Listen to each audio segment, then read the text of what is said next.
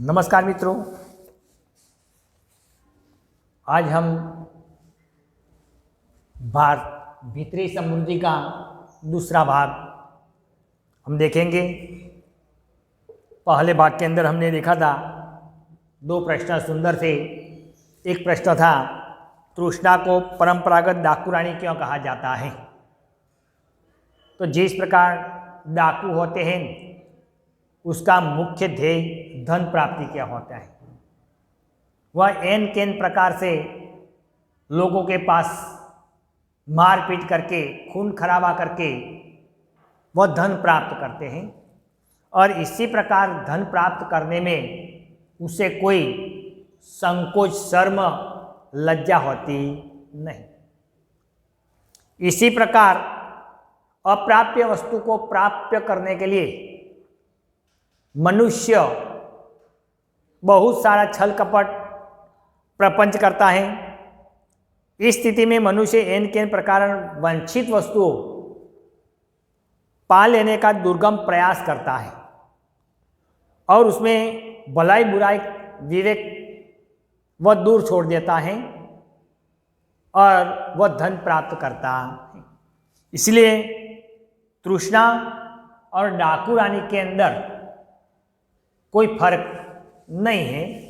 और एक दूसरा प्रश्न भी देखा था हमने कि धन सुख का जादूगर भी है और शांति का डकैत भी। एक ऐसे तो सुखमय जीवन जीने के लिए धन बहुत जरूरी है। धन से तरह तरह की सुख समृद्धि हर प्रकार की चीजें खरीदी जा सकती हैं। मनुष्य जादू की गति से ऐशो आराम की जिंदगी जी सकता है।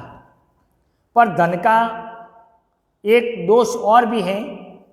धन आने पर मनुष्य की अधिक से अधिक धन प्राप्त करने की तृष्णा इच्छाएं बढ़ जाती हैं और वह इच्छाएं पूरी करने के लिए वह कई प्रकार के प्रयास करता है। उसकी सुख शांति चली जाती है, उनका मन अशांत हो जाता है, वह धन के पीछे पागलों की तरह भागने लगता।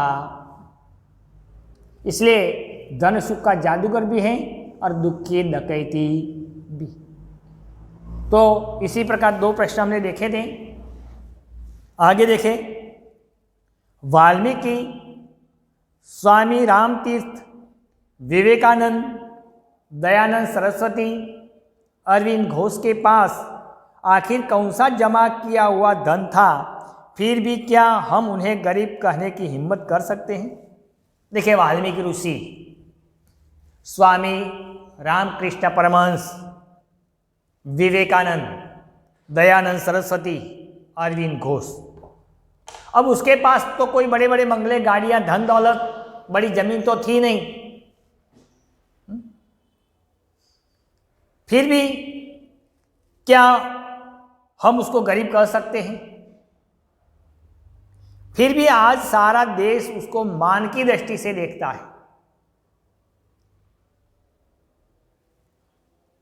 देखें, भाग्य के स्रष्टाओं में जॉन डंकन का नाम एक स्कॉटलैंड के निवासी बुनकर के गरीब पुत्र अमेरिका एक प्रेरणादायक उदाहरण है। देखिए, स्रष्टाओं मतलब रचनाकार। भाग्य के स्रष्टा बोले रचयिता, भाग्य लिखने वाला। में जॉन डंकन नामक एक स्कॉटलैंड के निवासी, नाम क्या है, जॉन डंकन। और ये जॉन डंकन कहाँ का निवासी है, तो स्कॉटलैंड का निवासी। वे एक गरीब पुत्र की अमीरी एक प्रेरणादायक उदाहरण। वे गरीब थे लेकिन उसका दृष्टांत, उसका उदाहरण एक प्रेरणादायी है। ऐसा नहीं कि अमीर होते हैं तो लोग याद करते हैं, गरीब व्यक्तियों को भी लोग याद करते हैं। सिर्फ व्यक्ति धन दौलत से ही अमीर नहीं बनता। ये धन दौलत ना होने के बावजूद भी कई ऐसे लोग हैं कि जिसका नाम हम आज आदर से लेते। जॉन बिल्कुल अनपढ़ मतलब बिल्कुल पढ़ा लिखा नहीं, जो अक्षर ज्ञान जानता नहीं उसको बोलते हैं अनपढ़। तो जॉन बिल्कुल अनपढ़, संकुचित दृष्टि का, अशक्त, शरीर से भी कमजोर, कुबड़ा, उसका दिखावा भी कोई सुंदर नहीं था, एक कोई सुंदर चेहरे वाला नहीं था, आर्थिक दृष्टि से कंगाल परिवार का पुत्र था, उसके माता भी गरीबी में जिंदगी जी रहे थे। तो ऐसे कंगाल परिवार का यह पुत्र था जिसका नाम था डंकन, जो स्कॉटलैंड के निवासी थे। जब वह अपने मोहल्ले में से गुजरता था तब बच्चे उसे चिढ़ाते थे। जब वे अपने मोहल्ले में थे निकले ने तो आसपास रहने वाले जो बच्चे थे वे बच्चे उसे चिढ़ाते थे, कई बच्चे उसे पत्थर मारते थे और इसी प्रकार उसे वह परेशान करते थे। बहुत बार तो पत्थर भी मारा दिया करते थे। उसने ढोर चराने का काम शुरू किया तो उसके मालिक ने भी उसके साथ अत्याचार किया।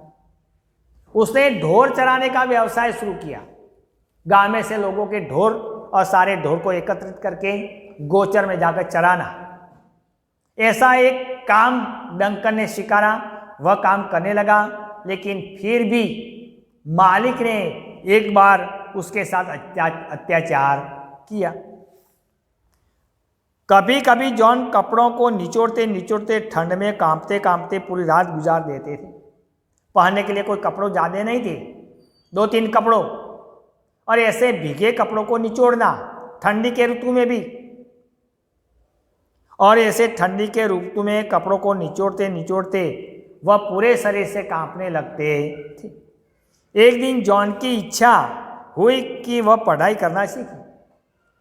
देखिए, एक बार जॉन की इच्छा हुई कि मैं कुछ पढ़ाई लिखाई करूं, मैं थोड़ा पढ़ना लिखना जानूं। कुछ समय के पश्चात जब वह बुनाई के काम पर गया, बुनाई मतलब वनाट का, कुछ समय के बाद जॉन डंकन अपने पिताजी जहाँ बुनाई का काम करते थे, बुनकर काम करने गया, तब उसने स्कूल में पढ़ने वाली एक 12 वर्ष की लड़की से उसे पढ़ाने की विनती की, और उसी समय उसे एक लड़की मिली। वह लड़की 12 साल की थी, भी स्कूल में पढ़ती थी। अब ऐसी 12 साल की लड़की को जॉन डंकन ने कहा कि मुझे भी पढ़ना है, क्या आप मुझे पढ़ा सकती हो? तो इसी प्रकार जॉन डंकन ने एक स्त्री के, एक छोटी सी बच्ची बालिका 12 साल की, उसके पास से पढ़ाई शुरू की। 16 वर्ष की उम्र में जॉन ने मूल अक्षर सीखना शुरू किया और इसके बाद तो वह खूब जल्दी से लिखना पढ़ना सीखता गया। देखिए, पढ़ाई करने के लिए कोई उम्र जरूरी नहीं है, किसी भी उम्र में आप पढ़ाई कर सकते। तो जॉन डंकन 16 साल के हुए तब तो वह अक्षर ज्ञान जानते नहीं, लेकिन 16 वर्ष होने के बाद उसने अक्षर ज्ञान प्राप्त की और शुरू किए। इसके बाद तो वह खुद जल्दी से लिखना पढ़ना सीखता गया, उसकी तमन्ना बढ़ती गई, वह जल्दी जल्दी से लिखना पढ़ना सीखता गया। पहले से जंगल में इधर उधर भटकने के कारण उसे वनस्पतियों की काफ़ी जानकारी थी। वह जंगल में ढोर चराने का काम करता था, जंगल में इधर उधर भटकता था, गाय भैंसों के पीछे पीछे जाता था, इसलिए जंगल में उगने वाली कई प्रकार की जो वनस्पति हैं वह वनस्पति को वह जानता था। किस वनस्पति किस औषधि में काम आती है, किस बीमारी में काम आती है, वह नित्य नित्य प्रयोग करते गए और इसी प्रकार जंगल की बहुत सारी वनस्पतियों का जानकारी उसे मिल चुकी थी। उसने वनस्पति शास्त्र का एक ग्रंथ खरीदने के लिए 5 शिलिंग जमा करने के लिए खूब जी तोड़ मेहनत से काम किया तथा वनस्पति शास्त्र का गहरा अध्ययन करके उस विषय का पंडित बन गया। देखिए, वनस्पति शास्त्र का एक जो ग्रंथ है, वे ग्रंथ के अंदर सभी वनस्पतियों के नाम, वनस्पति के उपयोग, इसके बारे में सब कुछ जानकारी है। और ऐसा वनस्पति शास्त्र का ग्रंथ खरीदना था, लेकिन उसके पास पैसे नहीं थे, इसलिए उसने कड़ी मेहनत की। क्या? कड़ी मेहनत की, और कड़ी मेहनत करके उसने पैसे एकत्र करके वनस्पति शास्त्र का ग्रंथ खरीदा, ग्रंथ पढ़ा और वह वनस्पति शास्त्र का पंडित बन गया। यहाँ एक शब्द आया था शिलिंग। क्या शब्द था? शिलिंग। तो ब्रिटिश मतलब इंग्लैंड के जो पाउंड हैं, वह पाउंड से भी छोटी रकम, उसे बोलते हैं शिलिंग। अब उसे पढ़ाई में इतनी अधिक रुचि हो गई कि 80 वर्ष की वृद्धावस्था में भी एक पौधे को प्राप्त करने के लिए उसने 12 मील की पैदल यात्रा की थी। देखिए, अब पढ़ाई में इसे उतनी रुचि हुई, वनस्पतियों के बारे में उसे उतनी रुचि हुई कि एक वनस्पति को प्राप्त करने के लिए जॉन डंकन 80 साल की उम्र होने के बावजूद भी वह 12 मील तक चलकर वह वनस्पति के पास गए थे।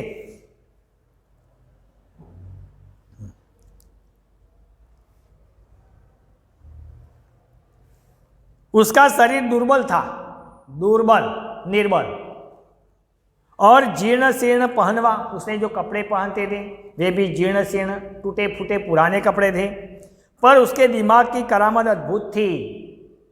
देखिए, वह शरीर से कुबड़ा था लेकिन उसका दिमाग कुबड़ा नहीं था। एक बार उसे एक अमीर आदमी मिला। देखिए, एक बार भाग्य रेखा पलटी, एक बार जॉन डंकन को एक अमीर आदमी मिला। जब उसे पता चला कि बाहर से एकदम साधारण सा दिखने वाला जॉन वनस्पति शास्त्र का महापंडित है, उसने देखा कि बाहर से साधारण दिखने वाला यह जॉन डंकन वनस्पति शास्त्र का महान पंडित है। उसे पता चला कि बाहर से उबड़ा कुबड़ा लगता है, चिंथरे हाल रहता है, हड्डियां कंकाल जैसा है, लेकिन वह वनस्पति शास्त्र का महान पंडित, महापंडित। वह कर्मधारय समास है, पंडित तो है लेकिन कैसा है, महान। तो वह इस पर फिदा हो गया। फिदा हो जाना मतलब खुश हो जाना।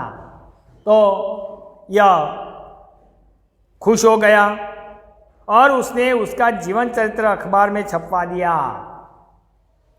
और वही व्यक्ति ने जॉन डंकन का पूरा जीवन चरित्र एक अखबार के अंदर वर्तमान पत्र में छपवा दिया। उसके बारे में पढ़कर बहुत से लोगों ने जॉन के पास काफ़ी बड़ी बड़ी रकम के चेक भेजे। और ये सब पढ़ने के बाद कई दानी लोग होते हैं, वे सिर्फ दान करना जानते हैं। तो कई दानी लोगों ने बड़े बड़े रुपयों के चेक, कई कीमत के चेक जॉन डंकन के नाम भेज दिए, परंतु उसने इस धन को अपने लिए प्रयुक्त नहीं किया। देखिए, संतोष धन श्रेष्ठ धन है। जॉन डंकन को अपने जीवन से संतोष था, इसलिए काफ़ी रुपयों का चेक आया, लेकिन जॉन डंकन ने वह रुपयों का उपयोग, हमने स्वयं उसे इसका उपयोग किया नहीं। और अपने वसीयतनामे में लिखा, मुझे प्राप्त सारी धनराशि का उपयोग गरीब विद्यार्थियों के प्राकृतिक विज्ञान के अध्ययन के लिए किया जाए तथा उनको प्रोत्साहन देने के लिए स्कॉलरशिप तथा पारितोषिक भी दिए जाए। वसीयतनामा मतलब मृत्यु होने से पहले जो व्यक्ति अपनी सारी मिलकत जो है, जमीन जायदाद है, रुपया पैसा है, वह जिसके नाम करना है वह कर सकता है। तो इसी प्रकार जॉन डंकन ने भी मिले हुए सारे चेक के पैसे विद्यार्थियों के पढ़ाई के लिए समर्पित कर दिए, विद्यार्थियों को प्रोत्साहन देने के लिए समर्पित कर दिए।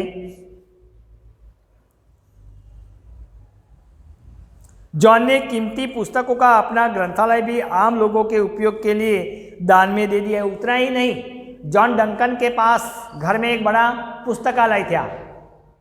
विज्ञान के, वनस्पति के बहुत सारे पुस्तकों थे, अच्छे अच्छे पुस्तक थे, बहुत सारे पुस्तक। वह गांव लोगों के लिए उसने वह पुस्तकालय भी खुला छोड़ दिया। भारत के अनेक महापुरुष भी इसी प्रकार गरीबी, अभाव तथा कठिनाइयों के दलदल में खिलने के वाले कमल हैं। भारत में कई ऐसे महान हो गए, कई लोग ऐसे हो गए कि जो दलदल में, कीचड़ में, गरीबी में, जिसे 2 जून की रोटी खाने को नहीं मिली, ऐसे घर में पलकर भी वे बड़े महान बन गए। अपने अपने क्षेत्रों में उन्होंने मूल्यवान प्रदान किया और वह जिस जिस क्षेत्र में थे वही वही क्षेत्र में उसने कीमती समय देकर अपना मूल्य प्रदान किया। धन के लिए उन्होंने धर्म को लज्जित नहीं किया। धर्म प्राप्त करने के लिए उन्होंने अपने धर्म को छोड़ा नहीं, धर्म को अपने साथ रखकर वे धन कमाए, छल कपट का आसरा लिया नहीं। द्रव्य के लोभ में अपनी नियत, नियत मतलब इरादा,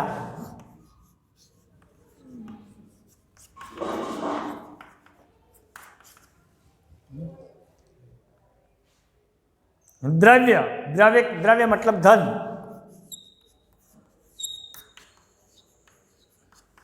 रुपया पैसा,